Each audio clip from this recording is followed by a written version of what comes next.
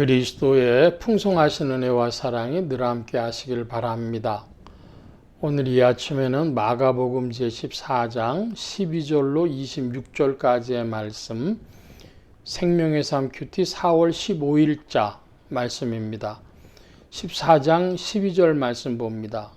무교절의 첫날 곧 6월절 양 잡는 날에 제자들이 예수께 여짜오되 우리가 어디로 가서 선생님께서 6월절 음식을 잡수시게 준비하시기를 원하시나이까 하매 예수께서 제자 중에 둘을 보내시며 이르시되 죄송합니다. 예수께서 제자 중에 둘을 보내시며 이르시되 성내로 들어가라. 그리하면 물 한 동이를 가지고 가는 사람을 만나리니 그를 따라가서 어디든지 그가 들어가는 그 집 주인에게 이르되 선생님의 말씀이 내가 내 제자들과 함께 6월절 음식을 먹을 나의 객실이 어디 있느냐 하시더라 하라. 그리하면 자리를 펴고 준비한 큰 다락방을 보이리니 거기서 우리를 위하여 준비하라 하시니 제자들이 나가 성내로 들어가서 예수께서 하시던 말씀대로 만나 6월절 음식을 준비하니라. 저물매 그 12를 데리시고 가서 다 앉아 먹을 때에 예수께서 이르시되 내가 진실로 너희에게 이르노니 너희 중에 한 사람 곧 나와 함께 먹는 자가 나를 팔리라 하신대 그들이 근심하며 하나씩 나는 아니지요 하고 말하기 시작하니 그들에게 이르시되 12 중에 하나 곧 나와 함께 그릇에 손을 넣는 자니라.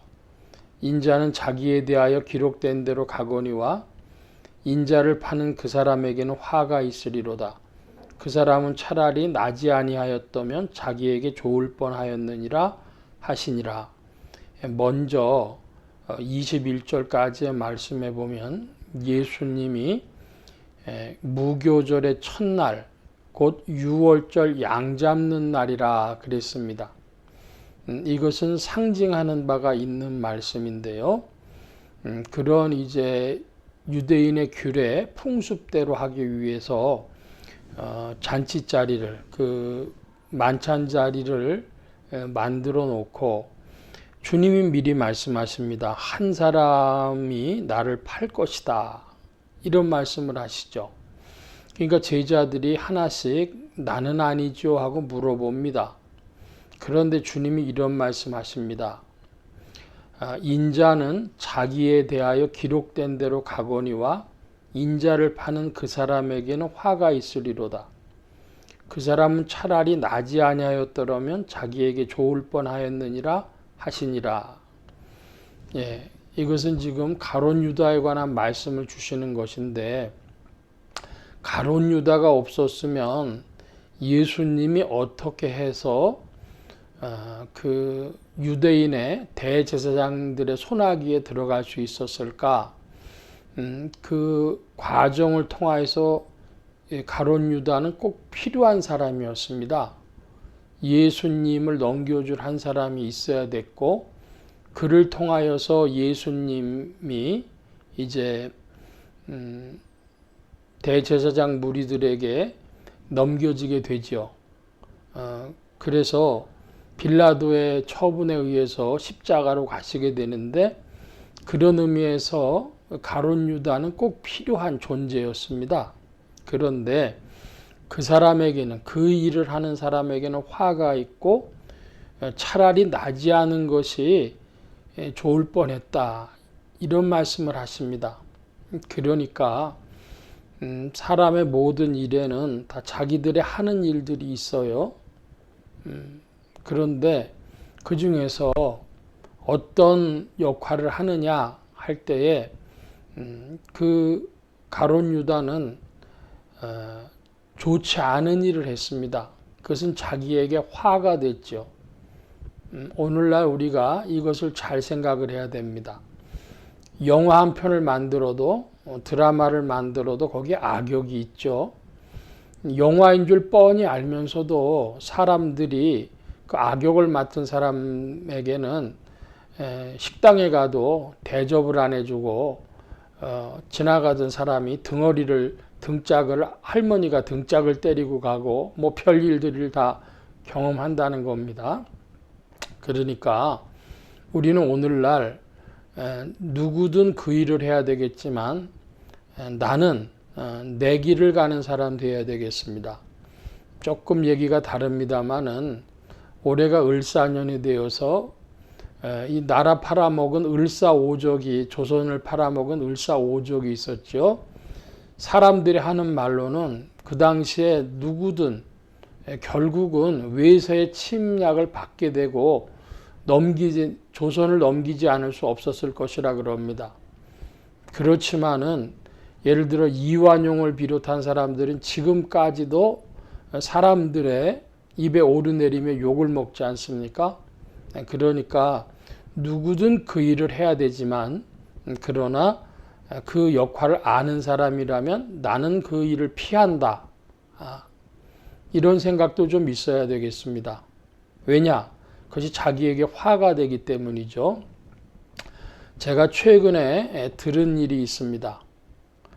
세종시에 계룡대라고 하는데 우리나라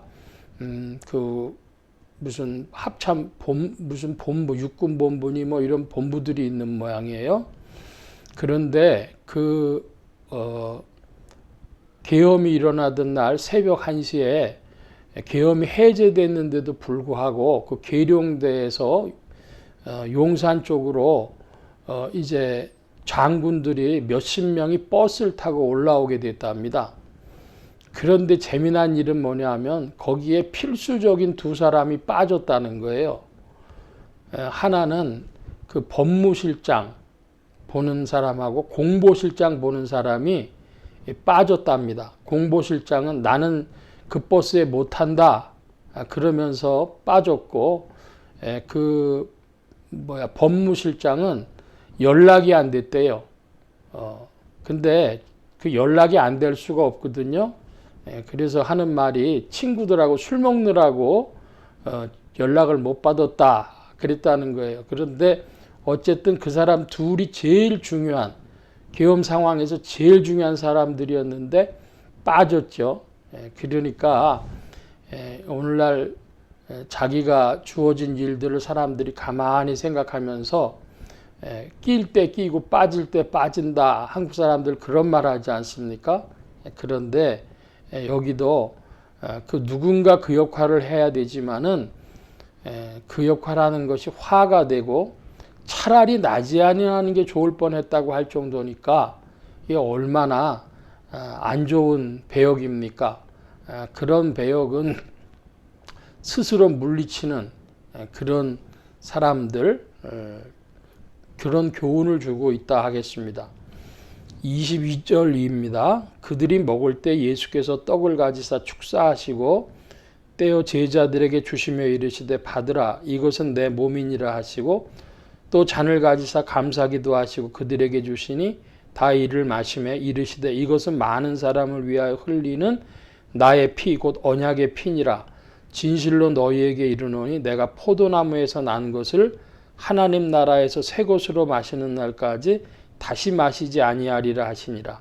이에 그들이 찬미하고 감람산으로 가니라. 먼저 25절 말씀 보면 하나님 나라에서 새 것으로 마시는 날까지 다시 마시지 않겠다는 것은 돌아오는 6월절까지 예수님이 지상에 계시지 않는다는 거죠. 즉, 이 지상에 이제 예수님께서 다시 계시지 아니하는다 하니까 예수님이 돌아가시든지 승천하시든지 할 일이 되어지는 겁니다. 그리고 주님께서 그 떡과 잔을 가지고 비유로 말씀하시는데 이것은 나의 피 곧 언약의 피니라 나의 몸이니라 이런 말씀을 하셨지 않습니까? 이것이 2000년 교회사에 중대한 내용이 되어져서 오늘날도 천주교는 예배 드린다고 아니고 미사한다고 하죠. 그때에 꼭 이제 전병을 줍니다. 밀전병 하얀 거. 그것은 예수님의 몸을 기념하는 것인데 예수님의 몸이라고 믿고 먹습니다. 그리고 천주교에서는 예수님의 이 언약의 피를 상징하는 포도주를 주질 않죠. 그래서 그것이 종교개혁에서 큰 문제가 되기도 했고, 체코에서는 이중배찬이라 그래가지고 천주교인데도 그것을 받아냈습니다. 로마로부터. 그래서 떡과 잔을 같이 하고 하는 그런 일이 있었습니다. 그러니까 이 떡과 잔을 다 받는다 하는 것에 2000년 교회사에 큰 논쟁이 있었고, 거기에 헌신이 있었고, 그런 것을 볼 때에 오늘날 우리가 성찬식을 참여하면서 진실로 그리스도의 몸으로, 또 그것을 기념하며 우리가 동참하는 마음으로 믿음으로 받는가, 그런 질문을 합니다.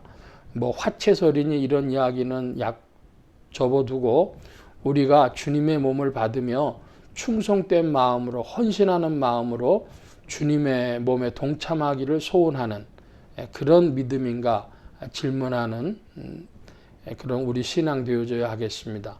오늘 말씀 여기까지 봅니다. 기도합니다.